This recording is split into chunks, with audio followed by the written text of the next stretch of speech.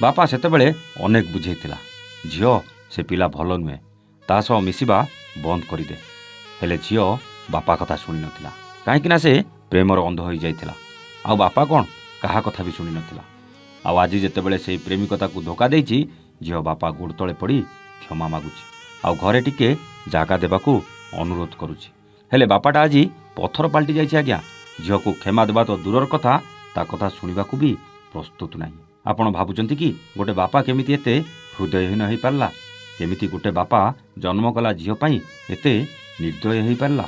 ପୁରା କାହାଣୀ ଶୁଣନ୍ତୁ, ଆଉ ତାପରେ ଭାବିକି ଉତ୍ତର ଦିଅନ୍ତୁ।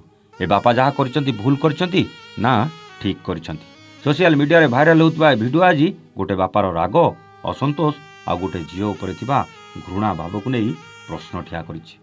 ଜଣେ ବାପା ତା ପୁଅଠୁ ବେଶୀ ଝିଅକୁ ଭଲ ପାଇଥାଏ। ଗୋଟେ ବାପା ପାଇଁ ତା ଝିଅ ହେଉଛି ତା ଜୀବନଠୁ କମ୍ ନୁହେଁ। ବାପା ଜାଣିଥାଏ ଝିଅ ବଡ଼ ହେଲେ ବାହା ହେଇ ଆଉ କାହା ଘରକୁ ଚାଲିଯିବ, ତଥାପି ସେ ଝିଅ ତା ବାପାର ଭାରି ଅଲିଅଳି ଆଉ ଗେହ୍ଲି ହୋଇଥାଏ। ହେଲେ ଏଠି ଏ ଝିଅ ଏମିତି କ'ଣ ଭୁଲ କରିଥିଲା ଯେ ପୋଲିସ, ଗାଁ ଲୋକ ସମସ୍ତଙ୍କ ସାମ୍ନାରେ ଗୋଡ଼ ତଳେ ପଡ଼ି କାନ୍ଦି କାନ୍ଦି ଯେତେ ଭୁଲ ମାଗିଲେ ବି ବାପା କ୍ଷମା ଦେବା ତ ଦୂରର କଥା ଆଜ୍ଞା, ଆଡ଼ ଆଖିରେ ବି ଚାହୁଁନଥିଲା। ହଁ ଆଜ୍ଞା, ଝିଅ ସେମିତି କିଛି କାମ କରିଥିଲା ଯାହାକୁ ଶୁଣିଲେ ଆପଣ ବି କହିବେ ଏ ବାପା ଯାହା କରିଛି ଠିକ୍ କରିଛି ବୋଧେ। ମୋ ଝିଅ ହୋଇଥିଲେ ବୋଧେ ମୁଁ ଏମିତି କରିଥାନ୍ତି।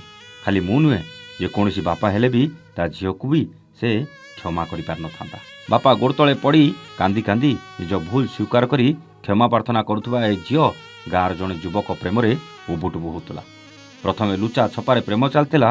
କିଛି ଦିନ ପରେ ଏଇ ଝିଅ ଆଉ ତା ପ୍ରେମିକର ପ୍ରେମ କଥା ହାଟରେ ପଡ଼ି ଦାଣ୍ଡରେ ଗଡ଼ିଲା। ଏକଥା ଏଇ ବାପା କାନକୁ ଆସିଲା ଆଜ୍ଞା।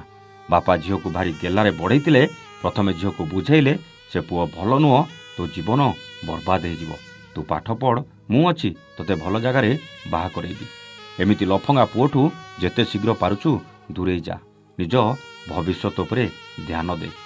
ଝିଅ ବାପାର କଥା ଶୁଣି ହଁ କହିଲା, ଆଉ ପୁଣି ଯେଉଁ କଥାକୁ ସେଇ କଥା। ଝିଅ ପ୍ରେମରେ ଏମିତି ଅନ୍ଧ ହୋଇଯାଇଥିଲା ଯେ ବାପା କ'ଣ କାହା କଥା ତାକୁ ଶୁଣିବାକୁ ଭଲ ଲାଗୁନଥିଲା। କେବଳ ପ୍ରେମିକ ଯାହା କହୁଥିଲା ସବୁ ଠିକ୍ କହୁଥିଲା।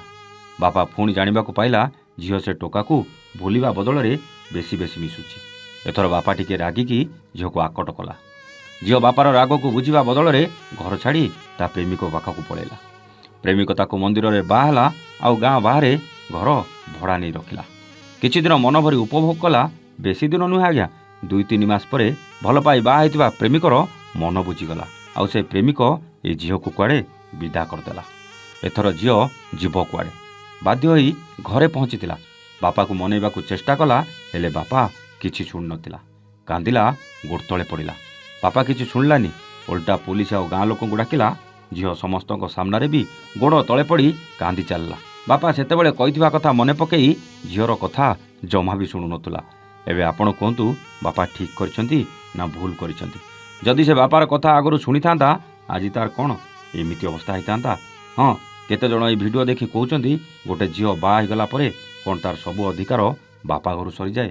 ଯଦି ଏଇ ଝିଅ ଜାଗାରେ ଗୋଟେ ପୁଅ ଭୁଲ କରିଥାନ୍ତା, ତେବେ କ'ଣ ତାକୁ କ୍ଷମା ମିଳିନଥାନ୍ତା? ଏମିତି ଅନେକ ପ୍ରଶ୍ନ ଅନେକଙ୍କ ମନରେ ଆସୁଥିବା ବେଳେ ଆପଣ ଏ କାହାଣୀକୁ ନେଇ କ'ଣ କହିବେ? ବାପା ଯାହା କରିଛି ଠିକ୍ କରିଛି ନା ଝିଅକୁ କ୍ଷମା ଦେଇ ପୁଣି ଥରେ ଆପଣେଇ ନେବା କଥା? ନା ଝିଅ ବାପା କଥା ନ ଶୁଣି ଯାହା କରିଛି ଭୁଲ କରିଛି, ତାକୁ କ୍ଷମା ବଦଳରେ ଶାସ୍ତି ମିଳିବା କଥା? ଆପଣଙ୍କ ଉତ୍ତର କମେଣ୍ଟ କରି ନିଶ୍ଚିତ ଦେବେ। ରହୁଛୁ, ନମସ୍ତେ, ଜୟ ଜଗନ୍ନାଥ।